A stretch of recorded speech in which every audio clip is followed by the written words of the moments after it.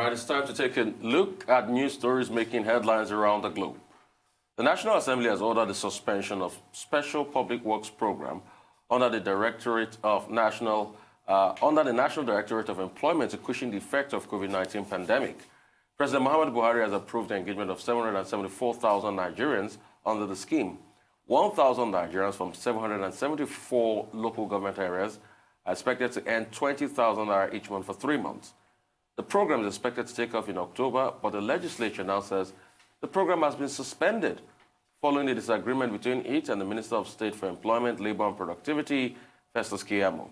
The spokesperson for the Senate, Abiola, who announced the suspension, said the National Assembly has summoned the minister in charge of the ministry to appear before the federal legislature to explain the recruitment modalities.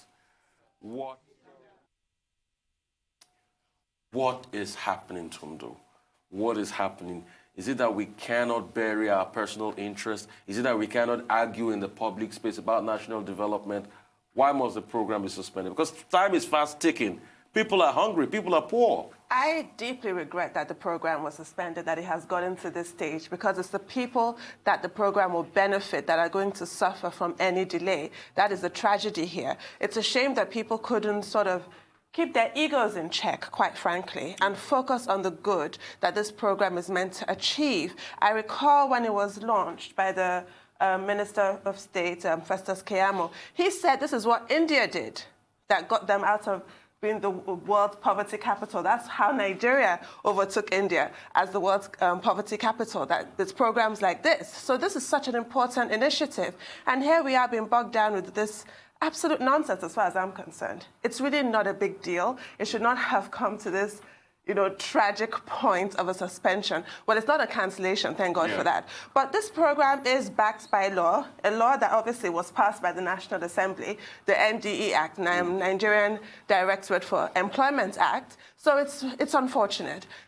Now, to go back to the issue at hand, the issue appears to be who is going to benefit. I think that Mr. Keyamo may have approached this defensively because, as around a month ago, he was quoted as saying that he will quit the government if anybody tries to hijack this program, if the politicians try to hijack this program. So he has been sort of on that defensive angle, thinking they're trying to hijack it. The best thing to have done at that point, if the politicians could have explained to him, the lawmakers, that, look, we want these jobs for our constituents, it's not for us, which is what has been said now. The senators are not in need of 20,000 naira a month. It's for our constituents. And a better approach could have been taken. I like how it was formulated, the committee. I went through what each committee must entail at state level. Each committee must have a chairman who lives there, representatives from the Market People's Association, representatives from Christian Association of Nigeria, Islamic representation, youth representation. And it's supposed to be bipartisan, as it were. It's not supposed to be political on the face of it. If there's an issue with it being politicized, it should be discussed and not suspended. Dr. Abati? Well, the only silver lining in this regard is Femi Gbajabiamila, the Speaker of the House of Representatives, saying yesterday that this matter will be resolved within 24 hours. But clearly, the members of the National Assembly, who are members of the Joint Committee on Employment, Labor and Productivity, I see this as their own way of getting back at the Minister of State, Festus Keyamo. Isn't that cheeky? And they had made it clear on that occasion on Tuesday. One of them even said, we shall see. And they are insisting in the two-page statement that they issued that, look, they are insisting on their right to oversee the modalities for the implementation of the Special Works Program, and that it is within their right, their absolute right, as the legislature, to do so. And that if the president, whose name the Festus Keyamo had quoted and pushed in the face of the lawmakers, the option is available to him to go to court. But they are insisting on their right to ask questions, because this is about the interest of Nigerians. And now they even went further to say that they are now inviting the Minister of Employment, Labor and Productivity, which is a way of saying, well, Festus Keyamo, you are the junior minister. Let your principal come here and speak to us. So what you find here is lack of synergy, lack of proper communication, and this is not the first time that it will happen between arms of government or departments of state. And that's why it's very unfortunate that this is the case. This is a project that will take up to about 54 billion naira that has already been budgeted for it. And now it's been reduced to politics.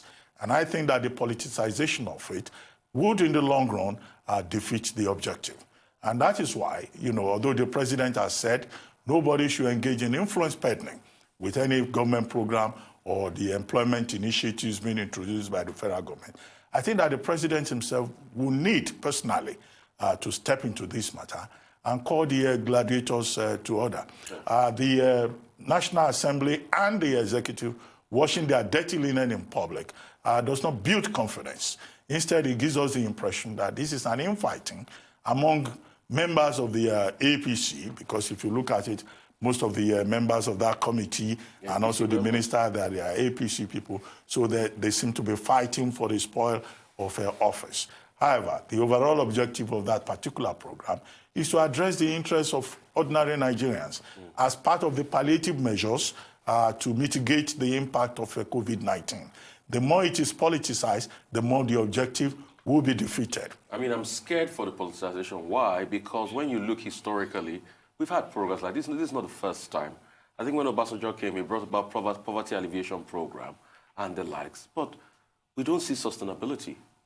We don't see sustainability. So if the politicization is this much at this early stage, then how can we sustain it? Well, this is a 3-month program. But you must have even more. It must not be for 3 months. But in any case, you cannot... Because some people must...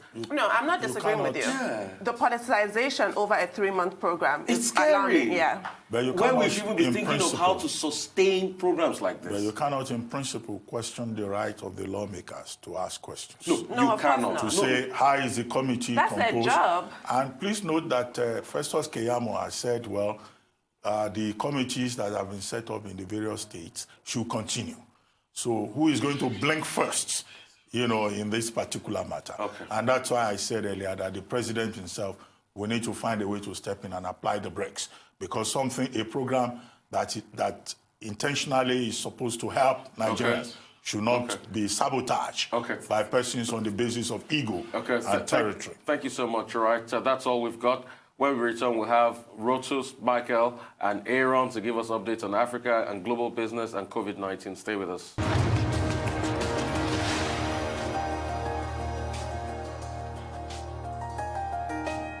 Welcome back to the Morning Show here on Arise News. Rotus Odiri now joins us to give us Africa Business Update. Good morning, Rotus. Good morning, Doctor. Good morning, Tundun. Good morning, Rufai. We're kicking off with fuel. The Petroleum Products Pricing Regulatory Agency released a circular. In that circular, they've stated that for the month of July, the fuel price will be moving up to between 140 naira per litre, 140.80 kobo to 143 naira per litre, 80 kobo. Of course, it's going to be on the higher band. So essentially, fuel prices have moved up to 143 naira per litre. If we now look at fuel price timeline, let's take a look at the timeline here. I can't wait to track this when we get to December. I'm going to use a chart and chart the price movements against crude oil. I'm looking forward to doing that in December. But anyway, March 18th was when they first announced that fuel was going to be moving down to 125 naira per litre. They also told us they're going to be giving us monthly updates at the start of every month based on market realities. Of course, the downstream sector has effectively been deregulated. April the 1st, they then made the announcement it was moved down again to 123 naira, 50 kobo per litre. In May, there was no change. NNPC did make an announcement about the ex-depot price moving to about 111, but the PPPRA didn't make any announcement with regards to the change in price. June 1st, they then announced the price ban from 121.50 to 123.50. Some folks thought fuel had moved to 121, but it essentially stayed at 123.50. And then now, July the 1st, we've moved back up 140 to 143. Why, you might ask? Let's take a look at the crude oil price movement for the month of June. It's been a bit volatile, but I got this price was earlier this morning, so crude oil is about $41, $42 now. It touched 43 briefly yesterday. But if you look over the last month of June, crude oil has essentially moved upwards. And folks had been saying earlier, okay, they've been moving the price down, down, down. What happens when crude starts to increase? Will the Petroleum Products Pricing Regulatory Agency shift prices back up? And now it has happened. There also, of course, I have to remind everybody, there's the foreign exchange implications here. Because, you know, again, the NNPC is the sole importer, essentially the government, that's able to bring refined fuel back into the country. And they're able to do it at, you know, essentially a lower price than an oil marketer who would have to go to the, you know, parallel market and be able to bring in refined crude at a much higher price. So that is a conversation that still has to happen. Interestingly enough, we're not the only ones who have increased the price. South Africa and I believe Kenya have also announced fuel price increases for the month of July. If anyone is curious, the average South African pays about 13 rand per litre, which at 22 naira per litre, 22 naira for 1 rand, effectively gives you about 295 naira per litre. So that just tells you what other African countries are paying for fuel. Now let's look at the impacts. What is the impact of this increase?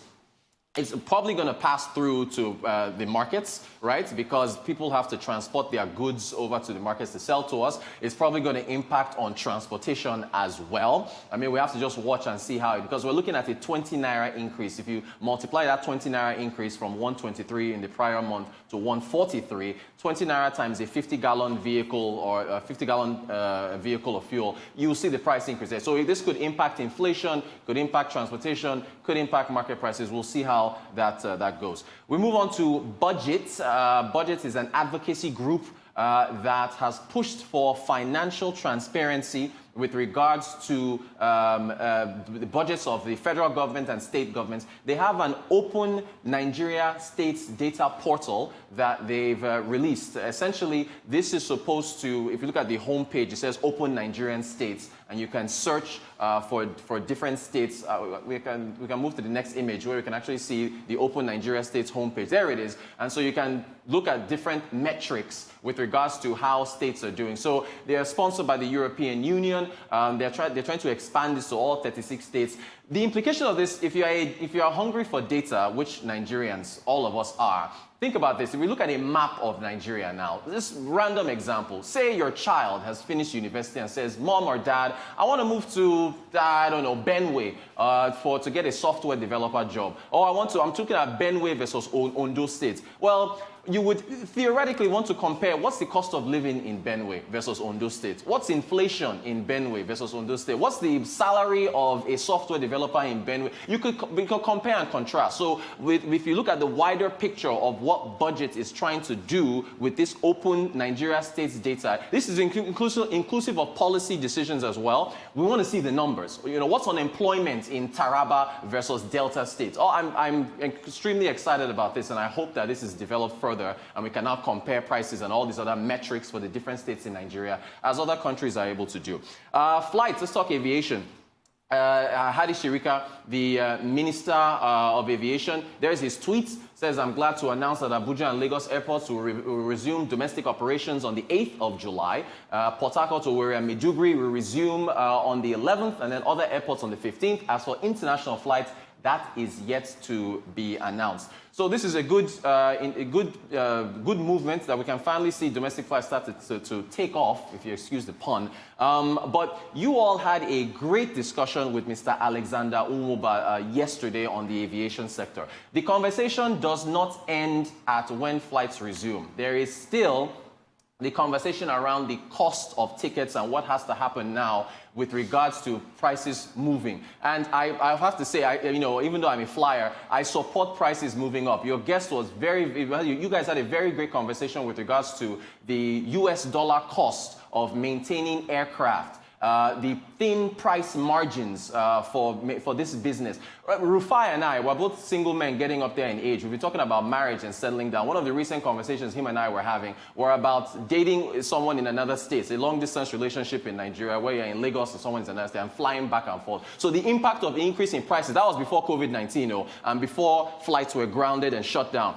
You put all this together and ticket prices have to go up at some point. They have to go up because, if you lump all the cost of maintaining aircraft, the period of time that flights have been grounded, they have to move up. So that's with the aviation sector there. What is a good thing to see that domestic flights resume. Finally, on the tariffs, I understand that Vice President Osibanjo is leading a consultation that's going to include the central bank governor, director of the budget office, the minister of finance. They're going to have a consultation on the suspended electricity tariff increase. I understand that's supposed to happen today, and then they'll brief the president. So, and you all also had a great conversation, I think it was the day before yesterday, on electricity tariffs, the suspension, the impact, and so on and so forth. So I think at this point, what the government asked for, I guess they may not have suspended it until the first quarter of 2021. That may have just been its stay of execution for them to sit down and consult. I'm really not sure what else they're going to consult on. I guess they are still wrestling with whether to increase tariffs on the average Nigerian,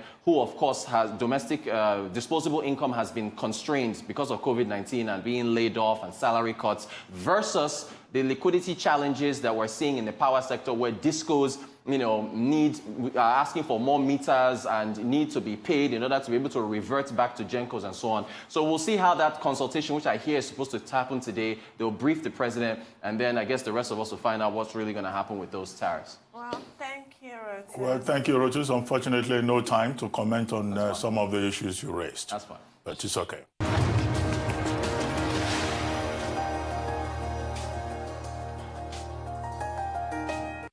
Welcome back to the morning show here on Arise News. Tundun, what's next?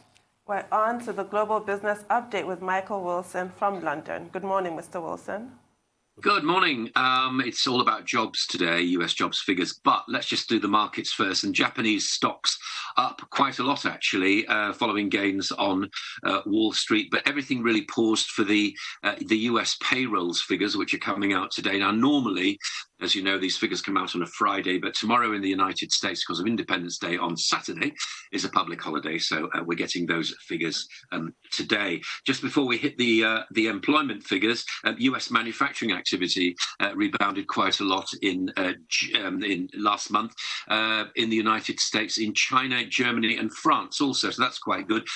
Hong Kong, just a brief note on this. The United Kingdom has said that China's imposition of a security law on Hong Kong, which we've been talking about, which came into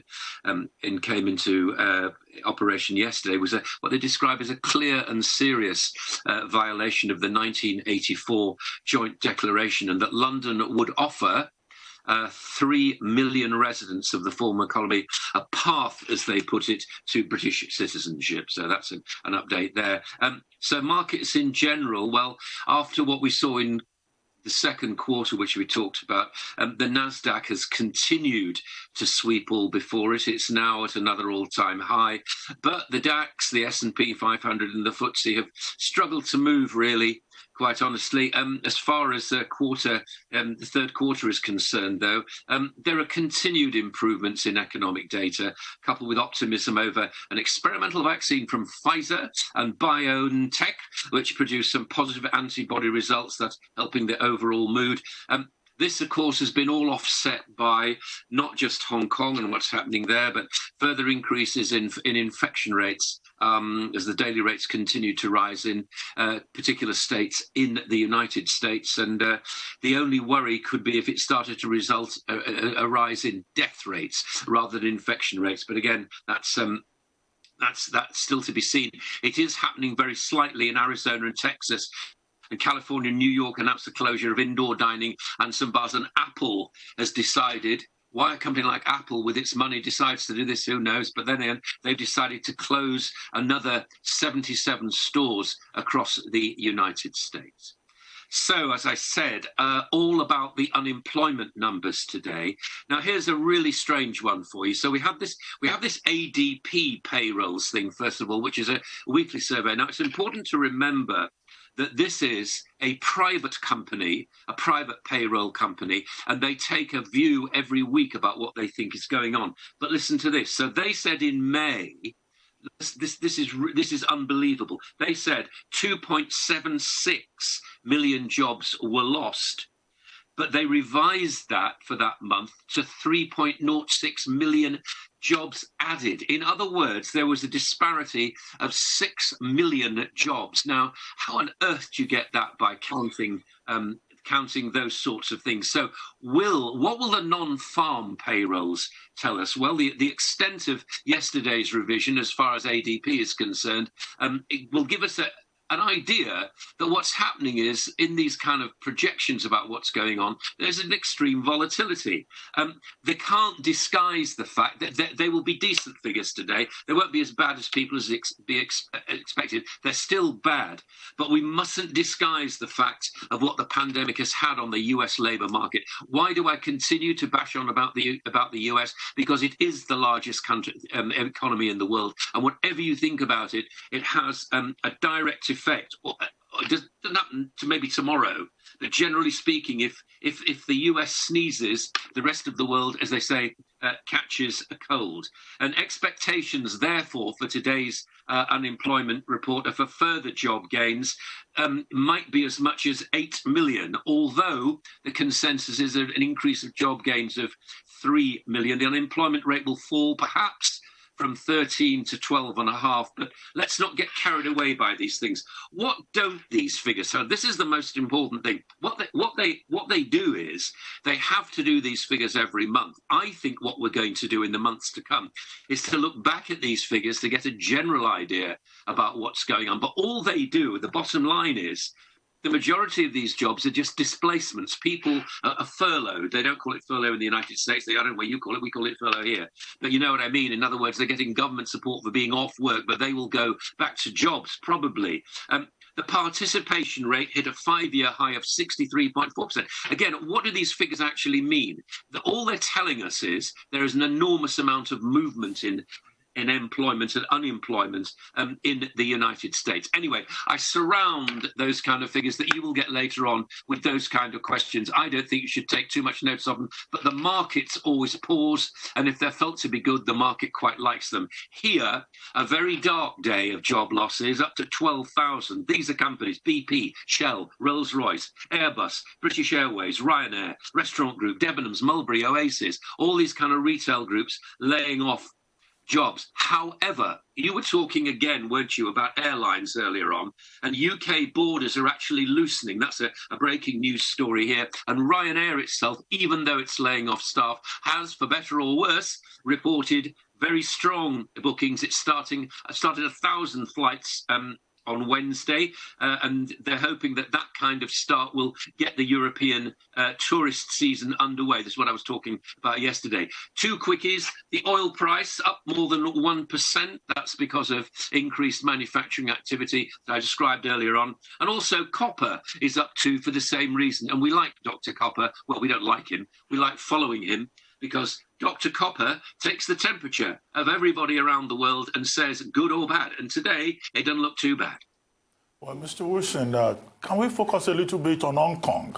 The House of Reps in the U.S. has passed the Hong Kong Autonomy Act, and that is directed specifically at banks that do business with Chinese officials. Where does this leave the HSBC and the Standard Chartered? One. And two, is it not curious that about 53 countries at the United Nations this week are queuing up behind China and saying that China has done the right thing? Yeah, it is. So self-interest is always at the height here, isn't it? That's what will be driving those countries to make that kind of comment about China. As far as the United States is concerned and the UK is concerned, there are big question marks about this. It's not just about Hong Kong. Hong Kong is a symptom of the problem. The main thing is that China is trying to join in with the rest of the Western communities. It feels as though it's earned its place at the top table, whatever that may be, but it doesn't feel as though enough notice is taken of it. It's a very fragile society. Whenever you think about it, you've got to remember it's a communist country surrounded by capitalism, and that's not necessarily a great mix. It's not very, very transparent either. Hong Kong, we have to have a vested interest in Hong Kong in this country because we rented it from China for so long, and the final handover in 1997 came with some strings attached. Now, there may have just been moral strings, but they were certainly trying to say that that Hong Kong is the capitalist gateway to a huge developing economy. China needs that to flourish and it needs it to function. Shanghai is not ready to take over as an international market in the same way that Hong Kong does. And it certainly is nowhere near like the operation of the City of London and the liquidity there. So there are lots of questions. Hong Kong is a symptom of all this. The United States is pressuring us hugely to deal with Huawei because the United States has got its own suspicions about that. But then again, let me just tell you something. Obviously, there's an election coming up in November, and if Joe Biden wins, then things might be very, very different indeed. I don't know what the Democrats' attitude towards China is. It certainly may not be as strong as the Republicans are holding right now. Right, real quickly, Michael.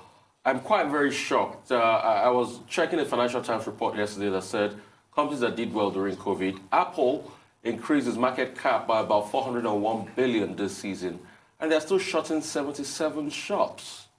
How do you juxtapose that?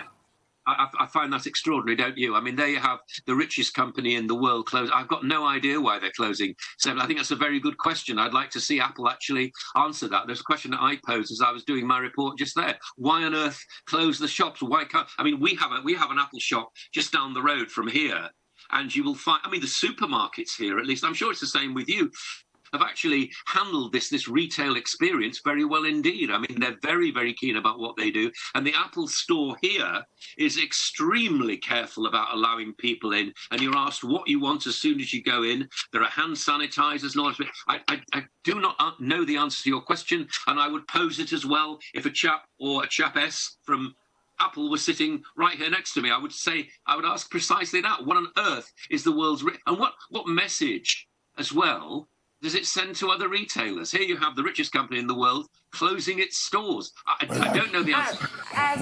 I wanted to ask you about the furlough scheme as it comes to an end next month, but maybe tomorrow. Thank you, Mr. Wilson. Now we're joined by Aaron Akerejala for COVID-19 pandemic update. Good morning, Aaron. Good morning, Tundun. Good morning, Rufai. Good morning, Dr. Abati. This morning. Good morning. Yes, I can see Dr. Any poem for Tundun? No, Dr. Abati, as a matter of fact, we are tweeting on the ties, the color of the tie this morning, Dr. Abati. So I just want to say... Let's get on with the update. All right. Thank you very much. Straight into the update as it is right now. For 2 concurrent days, we've seen the highest daily spike in the number of coronavirus cases in the U.S. Looking at the graph that has actually been put out there, you can see that yesterday we had over 49,000, and today again, on Tuesday rather, we had over 49,000, and yesterday again, we had close to about 50,000 new cases of COVID-19 in the U.S. Texas is being one of the hotspots alongside Arizona and California. As a matter of fact, experts have said Texas opened too early. We understand the fact that Texas is the 10th largest economy in the world, and they were itching and wrangling to open as fast as possible, while people in the East were still trying to contain the lockdown. Texas were quick to open, and are beginning to see rises in cases in those regions, Texas, Arizona, California, being big cases, and it's now becoming a big problem. Dr. Fauci has been speaking that he will not be surprised just down the line if the number of daily cases are peaking at 100,000 per day. And it's kind of scary for what is happening in the US. Let's take a look at the global figures at the moment in terms of COVID-19. And you're going to find out that well over 10,695,608 people are actually down with COVID-19, with 516,255 deaths recorded. Since we're talking about this, moving on to the next slide, again, the only positive in this is the fact that over 32 million tests have been done in the US and still counting. But you can see the death rates there. It's not as high as expected as sometime in late March going into April and May. You can see the numbers dropping well below 1,000. So certainly it's looking good. We've seen 1,000 plus, but it's not the worst that has happened in the US, and they're taking solace from that. But at the moment, we're beginning to see spikes. It is not over in the US. It has actually moved, the epicenter has actually moved away from New York now to places like California, places like Arizona, and places like Texas. Now, moving away from the US, let's also tell you that in India, we're beginning to see similar things. We spoke about India. As of this morning, now they have over 600,000 cases. As a matter of fact, 605,220 cases. But the good thing about India is that the recovery rate it keeps spiking. First of all, it was 48% recovery rate. Now it has gone to 50. Now, as it stands right now, it's well over 55% recovery rate. 359,896 of the 605,220 people who are down with COVID-19 have recovered, which is good. But when we look at the daily cases right now, the daily cases, it's not encouraging. Looking at the signs, you can see the spike. It keeps going on from where they had little or no case from the early part of March to this particular time. You just see the graph just picking up there. Now, daily number of deaths also is the same thing. Aside that particular period, mid-June, where there was an unusual spike, it has also been on the ascendancy in terms of daily deaths. And at the moment, there are some counties and some city lockdowns because India too are also facing the very, very unique predicament of saying that they need to have their economies open to ensure that the economy is not ravaged by COVID-19 down the line. But let's see how things go. Without a doubt, they're actually ramping up the number of bed spaces in India and also ramping up testing. Let's see if that would actually work at the moment. Okay. Aaron, I want to say this quickly. Yeah. Concerning the spike in America now, that some states are considering to lock down again, I will put the blame at the footstep of Mr. Donald Trump, or President Donald Trump, as you call it. Yeah. He kept on urging the states to open. Yes. To open because of the economy. But see what has happened now. Rufai, and I tell you what. Rufai, in his defense, the states know they are the ones in the heat of everything. They should know what to do. And they should have seen what has happened to New York, for example. They should know what to do. But it's pressure. The federal pressure on them was very copious. In New York, you had a Cuomo in there that says, I would lead by example. And he didn't hear. They should have taken and he didn't hear all the federal shenanigans. So Trump stoked this. And it's even more scary. The death toll is increasing. Yes, it is. 38%. New cases now, people under 35. A girl was interviewed. She said she went out, she went to the gym, she went to the grocery store. She don't know where she got it. She's just 23. Yeah, the Texan girl. The Texan girl. When we talk leadership, please, it should be a word note of warning for leaders around the world. Rufai, for the brevity of time, I'll just quickly like to touch on what is happening here in Africa, because if you look at the African figures as of today, also we are beginning to see the fact that South Africa is still leading. But when we look at the global figures, before we come to this particular tally, we are seeing that 383,744. As a matter of fact, sorry, this is an old one. Moving away from this because we have well over 400,000 cases in Africa right now in terms of COVID-19. And South Africa, going now to the next one, South Africa is actually still leading in terms of number of cases recorded in the continent. You can actually see daily cases. South Africa still had yesterday 8,124.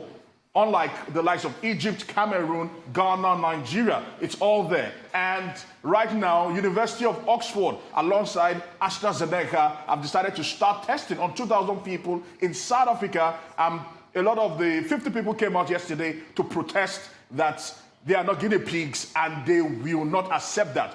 This is not the first testing that is happening. As a matter of fact, in Brazil also, there have been testing trials for vaccines by several companies. As a matter of fact, Pfizer, alongside the German biotech BioNG, are also starting another testing today, not in Africa, but in different parts of the world. So At the moment, we need a vaccine to be able to curb this virus. Well, I have to just say quickly that this testing has been done on volunteers. These people have volunteered with the operative word, so I don't understand these protesters. The question of the spike is not only in the United States that you have witnessed this spike.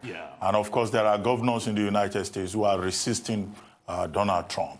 You cited Anthony Fauci. He's not a governor. He's the leader of the infectious diseases agency. And then you have the governor of New York, the mayor of New York, the mayor of Washington, D.C., the governor of Florida, all resisting President Trump and his propaganda. And talking about leadership, in New Zealand, which is one example that we like to cite, the Minister of Health just resigned. And Jacinta Ardern, the Prime Minister, accepted his resignation. And his excuse was that there was a slip-up.